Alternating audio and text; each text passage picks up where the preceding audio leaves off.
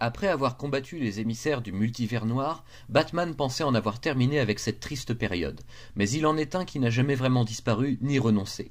Le Batman qui rit est de retour, bel et bien décidé à faire de Gotham un véritable enfer sur Terre, quitte à briser l'harmonie de plusieurs dimensions pour cela. Harcelant notre Batman jusque dans ses ultimes retranchements, ce terrible adversaire qui connaît la chauve-souris mieux que personne semble avoir toujours un coup d'avance, toujours la bonne parade, le plan parfait pour contrer le moindre effort du véritable Batman de notre monde.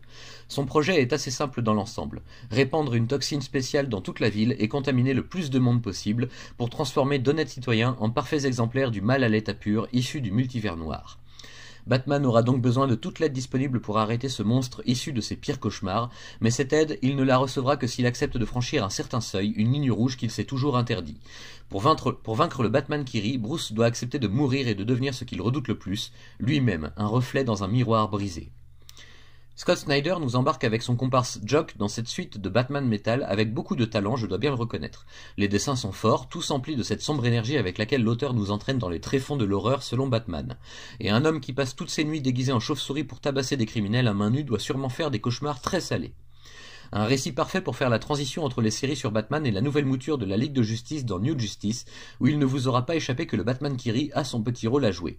Le plus étonnant à mon sens, c'est que cette histoire Bat-centrée ne fasse encore une fois appel à aucun allié de poids du Chevalier Noir pour l'aider à vaincre. Bruce est véritablement seul face à la pire version de lui-même, et c'est peut-être là que réside tout le génie en fait. Le pire Batman de tous les temps contre celui qui a enduré les pires souffrances. Quel sera le résultat ? Petit point faible de l'album cependant, les textes. Entendons-nous bien, l'écriture est géniale et il n'y a rien à redire là-dessus, ni sur la qualité globale du récit, mais la police d'écriture et surtout la teinte de couleur choisie pour les passages concernant Batman durant sa transformation, dirons-nous, n'est pas vraiment facile à déchiffrer sur un fond gris sombre. Il aurait peut-être mieux valu penser à cela avant de faire paraître l'album, une petite relecture peut-être, ça n'engage que moi mais je pense que la compréhension de certains passages et le confort de lecture, tout bête, se retrouvent impactés par cet aspect si sombre qu'il en devient pratiquement illisible. Il faut avoir de bons yeux.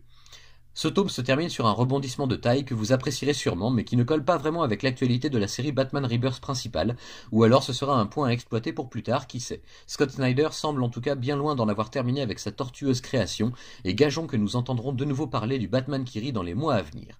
Guettez le rire dans la nuit et restez sur vos gardes.